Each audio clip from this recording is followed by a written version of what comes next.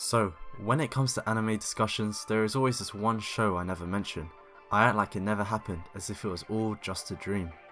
Every time I see something to do with it, my body suddenly begins to ache, tears start dripping from my eyes, and that show is Tokyo Ghoul Route A, the supposed second season of Tokyo Ghoul. Just to give a bit of background, I loved the first season of Tokyo Ghoul, so much so that it got me into the manga, which completely blew me away. It contains the joint best arc I've personally ever read in a manga. Sui Ishida's foreshadowing and symbolism can be godly at times, and to this date it is one of my favourite mangas of all time. So when hearing that Tokyo Ghoul was getting a second season, I literally jumped in joy. I couldn't wait to see certain events from the manga get animated, especially the final arc, but well, that didn't really happen. It was definitely an interesting decision to hear that Season 2 would be an anime original, or a deviation from the manga at least. But it didn't make any sense. What's the point of this if there is already a set story out there, and it's not like the manga's been successful or anything? Oh wait, it has. Bruh. Sadly, there's no definite answer to this question. It could have been a lack of funding, meaning that they had to change the story up to fit just 12 episodes, but who knows? I've even heard some pretty disturbing stories about Studio Perriot. Check out this video by Chibi Reviews, he goes into a lot of detail, or even the subreddit. I'll put both links in the description. But to sum it up, Perriot messed up a lot of stuff, and you can definitely tell by watching this anime that there was just not enough quality put into its production. The animation throughout was mediocre, the directing wasn't anything special either, and the structuring of the story was completely trash. Although having some flaws, the first season of Tokyo Ghoul was pretty good. It had a great cast of characters, with the majority of them being fleshed out and developed really well. We understood their emotions, why they chose a certain side, and the reasons behind their actions. However, Route A appears to take a step back in this aspect. Look no further than our main protagonist Ken Kaneki.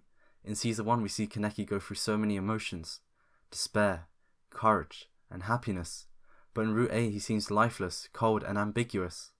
Which does make sense on paper considering the torture Jason put him through. But at the same time, he is our main character, the driving force of the series, and when he acts in this kind of a way, it affects how the story advances. We never really are given a glimpse into his mindset at all. He rarely even speaks. His voice actor probably only had to come in for 5 minutes to record all of his lines. The connection we felt with Kaneki throughout Season 1 and throughout the manga is gone, and this kills me so much inside. Kaneki develops so much as a character after the Season 1 endpoint in the manga. Instead of joining Aogiri Tree, which by the way doesn't make any sense, he instead embarks upon creating his own group, one to protect his loved ones and to cut the divide between ghouls and humans. He has so many great moments, great pieces of dialogue and great monologues which showcase the tragic internal struggles that he goes through. Let's look at the end of episode 1 for example. Kaneki is alone with Toka and he literally says only 6 words. 6 words! He doesn't even look at her once. He feels so detached from everything, which as I said before is completely understandable considering what he's just gone through, but still, this personality doesn't fit Kaneki's character at all. When we compare this moment to the manga where he also decides to leave Anteiku, he looks to his friends as people he is thankful to, people he can confide in and rely on, not as people he should avoid. He doesn't ignore and push Toka aside, but rather he wants to leave on a positive note with her. He understands that due to his decision of leaving her behind, there is no way of not upsetting her, but he tries his best to mitigate her sadness, and he does this by setting up a future reunion. He truly cares about her, and he clearly doesn't want to hurt her in any way. The Kaneki from Route A doesn't seem to understand Toka well, and as a result he hurts her even more by ignoring and failing to talk to her. Both the manga and the Route A anime depict clear changes in the character of Kaneki, but as opposed to becoming detached in the anime, he instead becomes much more focused and driven in the manga. He understands what he needs to do, what his duty is, and how he's the only one who can possibly do it as a one-eyed, and he clearly states this in the manga, whereas in the anime I feel like he doesn't understand his power and what it should be used for. Even though my heart broke when I heard that the story would deviate from the manga, I still had high hopes coming in that the supposed fresh story would live up to the hype of the series. However, let's be honest, it wasn't a fresh story at all. A lot of the scenes included were from the manga, and the problem with this is that when you take different scenes from different chapters and attempt to combine them together into an episode, it kinda messes up the pacing of an episode, and also the build up to certain events. And although this issue wasn't too apparent in the earlier episodes which had much slower pacing, later on it became way too obvious. It was like the director just put a bunch of scenes from the manga into a hat and then randomly picked some of them out. Many moments felt out of place and random. For example, the appearances of Corona and Nashiro felt meaningless. They're just there to give Juzo a fight and not to advance the story or foreshadow future events in any way. In fact, I don't think they even appeared for the rest of the season, which brings up the question of why introduce them in the first place if they don't appear to have any further impact on the plot of Route A. The final fights in the CCG's invasion of Anteku also felt just a bit weird, meaningless, and in a way anticlimactic, mainly due to a lack of proper build-up. Yes, there was the previous episode where everyone is preparing for the battle, but I feel that many of the characters involved lacked any proper background and development during the season. As a result, I wasn't made to care about the outcome of many of the fights shown, like Arima vs the Owl. It felt random, mainly because from an anime-only perspective, who is Arima? He's barely appeared at all, and we know next to nothing about him.